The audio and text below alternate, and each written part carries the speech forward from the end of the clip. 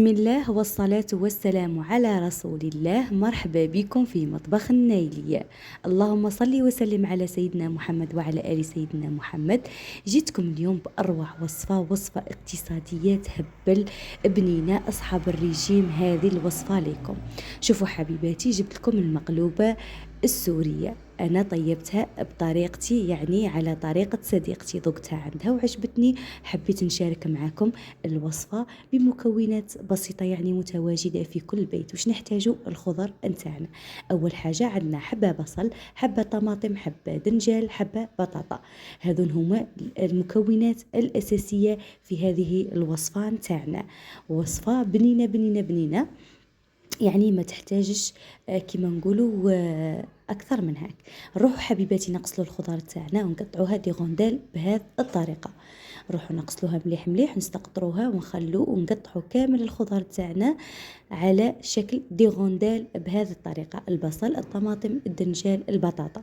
نروحوا حبيباتي نجيبوا، لازم تجيبي طباخ او لازم طباخ يعني ما يكونش يلصق، يعني الخضار نتاعك لازم كي ديريها ما كيما نقولوا ما تلصقلكش. اول حاجه القاعده نتاعنا نروحوا نديروا لها شويه زيت ونزودوا لها كيما نقولوا بهذه الطريقه، وتمسحي الطباخ نتاعك كامل لاننا نحتاجوه، ورايحين نقول لكم كيفاش نحتاجوه. يعني اول حاجه نروحوا ندهنوه بهذه الطريقه. بعدها نروحوا نستفوا اول حاجه اللي هي البطاطا. شوفوا حبيباتي، انا استعملت حبه متوسطه، وانت اذا كانت عندك حبه صغيره يعني ديري عادي.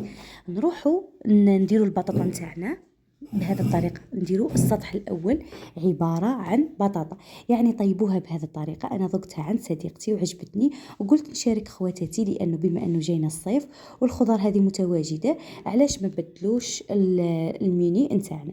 شوفوا اول حاجه واش نروحوا نديروا بعد ما درنا البطاطا. التوابل اللي احتجتهم هنايا: راس الحانوت، كمون. شوفي التوابل على حسب الرغبه. نروحوا ندهنوا كيما هاك الزيت نتاعنا، تحبي تستعملي زيت الزيتون كيما تحبي. اول حاجه نديروا الملح، نديروا كيما نقولوا راس الحانوت، نديروا لفاح، نديروا العكري الحلو، نديروا عرق اصفر. يعني قلت لكم التوابل تقعد على حساب الرغبه. وهنا درت طبقه واحده اخرى، كما نقول درت ثواني توابل الدجاج. درت ثاني طبقه الثانيه عباره عن دجاج. نروحوا نستفوها بهذه الطريقه. وشرطي يا البنات، راني قلت لكم انه الطباخ تاعك لازم يعود ما يلصقش. شوفوا الوصفة الحقيقية هي راها كلش مقلي في المقلي. بصح أنا كي ذقت هذا البناء قلت علاش ما نشاركش معاهم الوصفة هذه بهذه الطريقة، باش الناس اللي راها دايرة ريجيم ولا دايره الحميه يعني تحافظ على صحتها اكثر واكثر. نروح نديروا هذوك التوابل اللي قلت لكم عليهم، اللي هما عرق اصفر، عكري، توابل الدجاج، عرق اصفر وملح. نفس التوابل اللي رايحين نديروهم في البدايه رايحين نديروهم في كامل الطبقات. نروح نديروا طبقه نتاع بصل، اذا كانت عندكم حبه صغيره يكون احسن واحسن باش تكملكم زعما كامل الطبقه، يعني طبقه بطبقه. نروحوا نديروا الزيت بهذه الطريقه، ونروح نديروا التوابل، نديروا الملح، العكري الحلو، تحبي ديري الحار، نديروا لفاح، راس الحانوت، نديروا العرق الاصفر وتوابل الدجاج. نروح ثاني ندير طبقه نتاع طماطم بهذه الطريقه. لازم يكونوا عباره عن طبقات، يعني كل طبقه تغطي الطبقه اللي بعدها. هنا حبيباتي بعد ما درنا الطماطم نروح كيما نقولوا نزيد ندير الزيت، ندير التوابل المعتمدة عندي بهذه الطريقة. يعني وصفة سهلة وبنينة بنينة بنينة. أكدوا لي على البنة اللي وصلت معنا هنا يا حبيبتي، ما تنسيش الاشتراك، راكم تنسوا اللي فيه، والتعليقات والجامات نتاعكم الحلوة. واللي جربت هذه الوصفة تخلي لي في التعليق باش نشوفوا الناس اللي راها تستفاد معنا. نروحوا حبيباتي نديروها فوق النار ونخلو عليها شوية التكتك. بعد ما التكتك الوصفة نتاعنا، شوفوا بعد ما بدات التكتك وما تخافوش منها، يعني المهم اكدوا لي على انه الطباخ نتاعكم ماهوش كما نقولوا ماهوش ما يلصق. نروحوا نمرقوا بالماء السخون حتى نقطوا الخضار نتاعنا ونخلوها تطيب على نار هاديه، ونخلو فيها شويه اصوص. يعني نخلو عليها الطيب.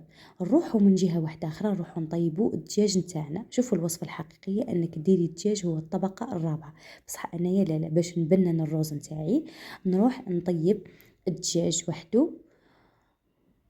ندير الدجاج، شوفي الأطراف اللي عندك يعني المكونات اللي عندك، التوابل هذوك اللي بقاو لي زدتهم. شوفوا التوابل هنا راح على حساب الرغبة، ديري الرند، ديري الحشاوش، ديري الحار كما تحبي. يعني هنا أنا حبيت برك نزيد شوية توابل. نروح نقلي هذاك الدجاج مليح مليح بهذه الطريقة. شوفوا يجي بنين بنين والروز تاعكم يطيب على حبة، بصح طيبوه بهذه الطريقة اللي راني أنا نقولكم عليها. بعد ما ندير له التوابل كامل هذو اللي راكم تشوفوا فيهم، نروح نقليه فوق النار باش يدي لي هذيك البناء تاع التوابل كامل. نروحوا هنا بما ان الطباخ نتاعي صغير والمكونات تاعي صغيره، درت كيما نقولوا درت الفخاذ برك. نروحوا بعد ما تقلات لي نروح نمرق بالماء السخون. شوفوا حبيباتي، نمرق بالماء السخون ونخلي هذاك الطيب الدجاج يطيب حتى يطيب كيما نقولوا 90% يطيب هذاك الدجاج. شوفوا حبيباتي، نروح نسكر عليه الكيكوطه نتاعي. نروح نجيب الروز. هنا درت كاس تاع الرز، ولا عندها عائله كبيره يعني المكونات كيما نقولوا تزيد فيهم. نروح حبيبتي هذاك الروز نغسله مليح مليح ونخليه كيما نقولوا يقطر. شوفوا بعد ما هذاك الدجاج كيما نقولوا قريب راح يطيب. شوفوا لي هذاك لاصوص نروح نزيد كاس تاع ماء. شوفوا هذاك راه هذاك الكاس اللي قاعد لي هذاك عبارة عن كاس. هذا لاصوص اللي راكم تشوفوا فيه، وراح نزيد كاس الثاني نتاع الماء، لانني انا ندير كيلتين بكيلة واحدة. هنا نروح ندير الكاس الثاني، ندير الروز تاعي بعد ما غسلته مليح مليح واستقذرته.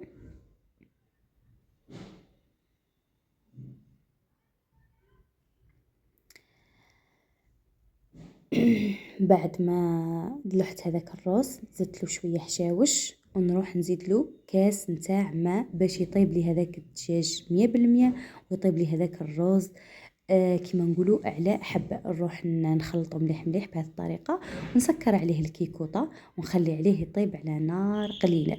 والروز نتاعكم باش يجيكم بنين ما تفتحوش عليه مباشره. بعد ما تسكري عليه الكيكوطه نتاعك خليه حتى الصفاره نتاعك تحبس باش يجيك الروز على حبه. شوفوا حبيباتي، بعد ما مرت 20 دقيقه طاب لي هذاك الروز وهذاك الدجاج. شوفوا نروح الان هذاك الدجاج نجبدو ونفتو، وهذيك الخضر نتاعي تكون طابت. شوفوا بعد ما طابت وبقى لي فيها شويه اصوص. شوفوا واش نروح ندير درك. شوفوا الخضر تاعي كامل طابت وبقى لي فيها شويه اصوص. لازم تخلوا فيها اصوص بهذاك الروز نتاعكم يشد مليح. نروح ندير طبقه نتاع الدجاج بهذه الطريقه، يعني طيبوها على هذه الطريقه وردوا لي بالخبر. بنه خرافيه، يعني خضر دجاج روز طبق كيما نقولوا كامل متكامل ممتاز. جربوه على ضمانتي، اكيد اكيد رايح يعجبكم، تعجبكم الوصفه. ومن بعد حبيباتي نروحوا نديروا الروز نتاعنا، طبقه نتاع رز. بعد ما ندير الروز نتاعي كامل وكيما نقولوا نعدلو نسويه على هذيك الطريقه. ومن بعد حبيباتي نرجعو فوق النار وخلي عليه يتكتك مريره، ومن بعد كي نقلبو ونقدمو في صحن التقديم كما وريت لكم في اول الفيديو.